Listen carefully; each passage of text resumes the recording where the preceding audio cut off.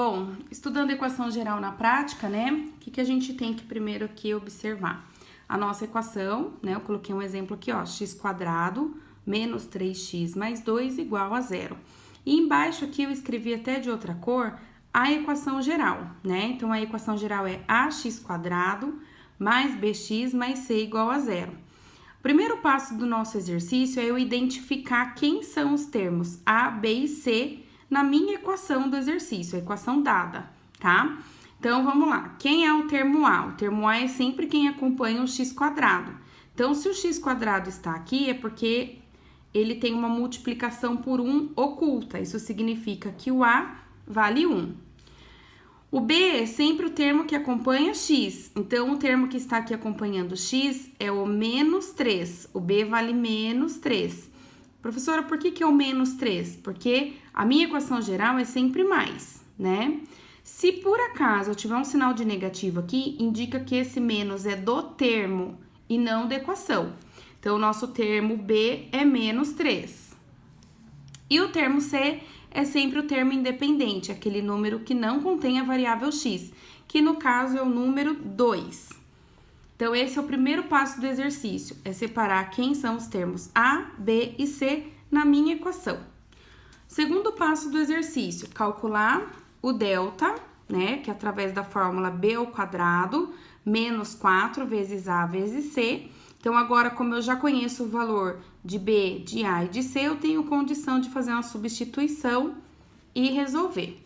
Então, o b², como o B vale menos 3, eu vou colocar entre parênteses ao quadrado, o menos 4, que já é da nossa equação, vezes o A. O A vale 1, vezes o C, e o C vale 2. Então, agora o que nós temos condição de resolver é essa multiplicação e essa potência. Então, menos 3 ao quadrado, vou resolver aqui embaixo, ó. Menos 3 ao quadrado é menos 3 vezes menos 3. Menos com menos, mais 3 vezes 3 é 9. Então, aqui nós temos 9. Menos com mais é menos com mais é menos. 4 vezes 1 é 4, 4 vezes 2 é 8. Então, resolvendo o meu delta, 9 menos 8 é 1. Então, encontramos aqui o valor de delta. Já terminamos o nosso exercício? Não, porque como nós estamos encontrando raízes para x, nós temos que lembrar que na equação do segundo grau, o x ele tem duas raízes, né? Então, agora nós vamos calcular o nosso x. Então, o x é calculado pela fórmula menos b mais ou menos a raiz quadrada de delta dividido por 2 vezes o a. Como eu já conheço b, já conheço delta e já conheço a, eu tenho condição de substituí-los e calcular. O meu b, ele vale menos 3, então eu vou colocar entre parênteses para lembrar de fazer a regrinha de sinal. Mais ou menos a raiz quadrada do delta, que vale 1, dividido por 2 vezes o nosso termo a, só que o nosso termo a vale 1. X é igual, menos com menos é mais 3, então 3 fica aqui positivo. O sinal de mais, ele é facultativo, né? A gente não usa escrever. Mais ou menos a raiz quadrada de 1. A raiz quadrada de 1 é próprio 1. 1 vezes 1 dá 1. Então, o quadrado de 1 é 1. 2 vezes 1, 2. Então, agora, ó, o que nós vamos fazer? Nós vamos distribuir esses sinais de mais ou menos. Então, aqui, nós vamos ter uma primeira raiz. A gente vai chamar de x'. E aqui vai sair também uma segunda raiz, que nós vamos chamar de x duas linhas. Então, em 1, nós vamos somar 3 mais 1 dividido para 2.